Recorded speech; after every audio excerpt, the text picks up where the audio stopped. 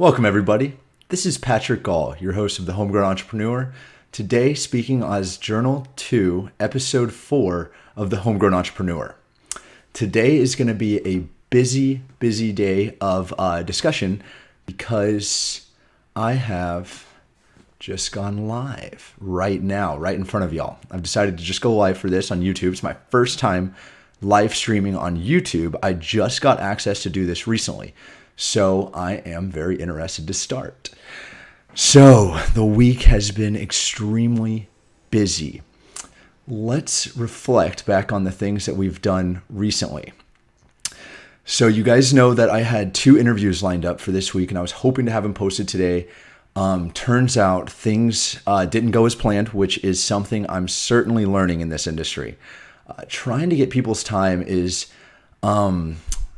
I don't know what it's like, but it's very difficult. I was trying to come up with a perfect analogy for that one, but really it's just tough. So it's a lot of follow-up and a lot of reaching out. And unfortunately, if you mess up, it's a lot of recovery.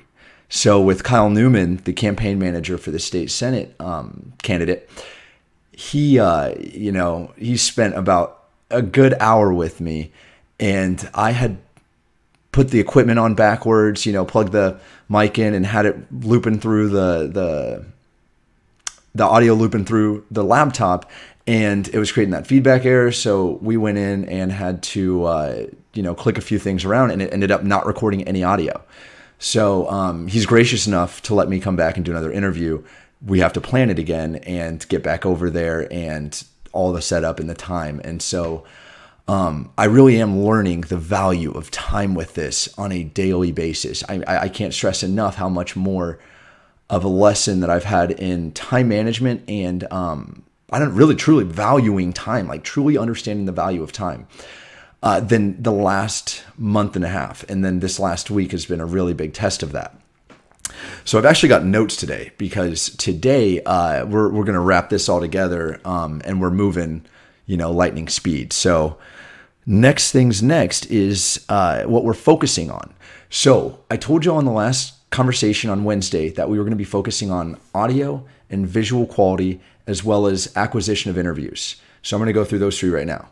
So for audio quality, I have continued to use the mic, except I've been practicing more and more with OBS. You can see here that I got my logo to pop up a little bit nicer. It's got this funny, you can't see me doing it here, but it like right in the corner there, cap wing. It's got that funny little logo there. It's because I use that to help cut this. And so I'll have to do something here in a bit to get that cap wing out of there. But, they did a good job for me. So give them a little bit of airtime. The other thing that we've been focusing on is video. And so with video, I had that $40, I still have the $40 Logitech camera. I've decided to upgrade to a 900 series Logitech. And that's at the advice of a podcast that I kind of mentor under. Not directly, I just follow what they do and what they say. They have a tutorial on how to be a good podcaster. And actually, the podcasts themselves are pretty similar to the platform and to the way I want to be podcasting. So they are called, EO Fire, which is Entrepreneurs on Fire with John Lee Dumas, JLD. He interviews people at the highest level. He interviews like Gary Vaynerchuk. Check his portfolio out. You'll see that the interviews are big, but he's just like me. I mean, he's got a similar flow, very ecstatic, very interested. And so I mentor under them because they've already done it and I want to be right a part of that. I mean, if you go onto their website, you can see how much they've been making each month. I think it showed for the month of January, they made like $149,000. So I'm looking forward to tapping more into that and learning more from them, how to push that envelope. And so with that, we had audio, visual covered. The other part of visual is I've just ordered 3 light boxes. These light boxes will stand up like stands. I think they're going to be perfectly out of the alignment here, the camera, and they're going to shine soft light right on my beautiful face instead of this mega hard light I've been getting with the dual monitor screen. Yeah, we're off of that track now. So the push is on. I have put a considerable bit more amount of money in it than I anticipated, but it just seems like there's really no going anywhere until you can refine the base level of quality in audio visual. And so the other thing I did is I just got a new phone. I guess I got an alert from it. I just got a new phone, and it's an iPhone, so I'll be able to have access to a lot more tools than I used to on my old Android phone. This thing's like a dinosaur; it's a brick, literally.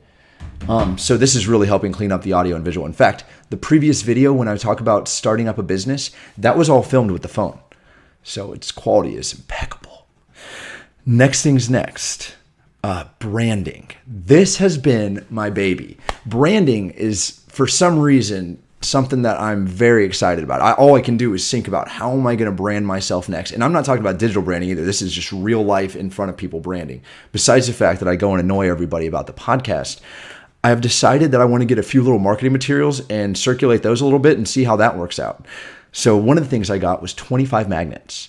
The magnet idea came from the thought that when I was in banker, I have this notebook of business cards right now, in fact. I mean, just a fat, thick notebook of business cards. That's all business cards. These are contacts.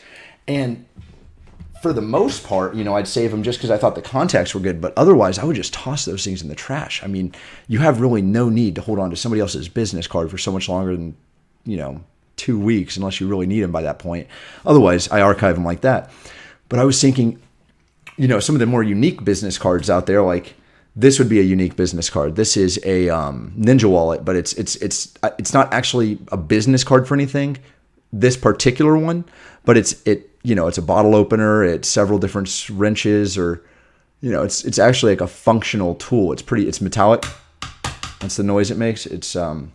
Maybe I can hit that, and it looks like a pretty cool, decent business card idea. Well, I thought the magnets would have been a cheaper version that people don't want to throw away, but the only way to get rid of it is to throw it on your refrigerator, so I'm in your life forever. That's plan number one.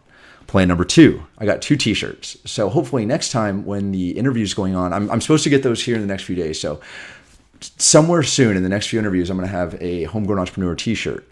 I'm also going to get one for Mike. So I do want to do giveaways on this podcast. I think that would be impressive. That would be incredible. We were thinking and shooting it around to give one of the magnets to the 100th follower on Instagram. I thought that'd be kind of funny, but we're still spitballing. Everything about this is just one day after the next, just one foot in front of the other. The third thing, now this one came from this brilliant, beautiful mind. I decided that I'm going to get a car magnet. A car is like, especially in Winston-Salem. So I'm in Winston-Salem. It's like 200,000 people live here. A car is like the biggest piece of real estate that we travel with at any given point in time. It's a constant moving billboard. There's not enough advertisements on vehicles in my mind. So I'm getting a car magnet. I'm just going to do one for now, put on the driver's side door, and represent. I'm really excited about pushing this out. I think with the magnets, the car magnet or the little refrigerator magnets, I'm going to go into bars and see if they'll let me put them on their refrigerators, different restaurants. It's a small town, so there's a lot more access than when I was in Dallas for kind of low-key grassroots campaign marketing, guerrilla marketing. So one of the big things that I learned through JLD and the EO Fire, the Entrepreneurs on Fire podcast, they have a podcast tutorial of how to do podcasting. That's pretty much what I've been following. I think it's the number 2 thing he lists. This was the most mind-blowing piece of information I've heard all day. If y'all end the podcast, in the next few seconds, at least hear me out for this. So their number 2 thing to do for podcasting is come up. This is for real. And I'm doing this. Is to come up with a digital avatar of your perfect customer, the perfect targeted person that would listen to your podcast, first and foremost, the first person that's the most interested in your podcast.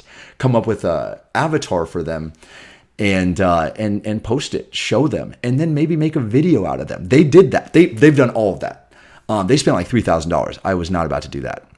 So I went on Fiverr, found a girl that does cartoon avatars, and I had just assigned her to make my first cartoon avatar of the perfect targeted customer.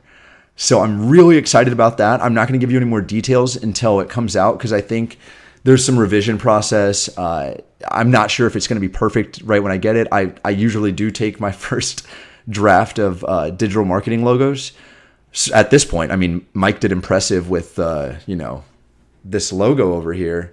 And actually this was, all him over a single night. So far I've been pretty lucky with it. We're going to find out what happens next. Okay, moving forward. Now, I said I was going to have Mitchell and Kyle's interview by today. Kyle's going to reschedule. Mitchell, I didn't send him the questions in time. I totally missed out on sending him the questions. I forgot to have done that over the week. So I sent it to him yesterday, and he needed some time to go over them. So we are going to have it either during the week or maybe have to reschedule for next week, and depending on his schedule, because he is still a lawyer, so quite busy. And Kyle, same thing. We're going to try and find him through the week, or worst case scenario, the weekend. Now, this is kind of one of the other exciting pieces of news I wanted to share with you. My mom has actually been putting her feet in the ground and running full speed on this program with me. She calls me this morning and says, "Patrick, I think I have a few interviews lined up for you." Completely out of the blue. It was so impressive because the people she knows, she's been in but she's been in property management in Dallas, Texas, for decades. So she has a lot of contacts that somehow are an auxiliary towards a property manager, either a client or a tenant, inside of a commercial real estate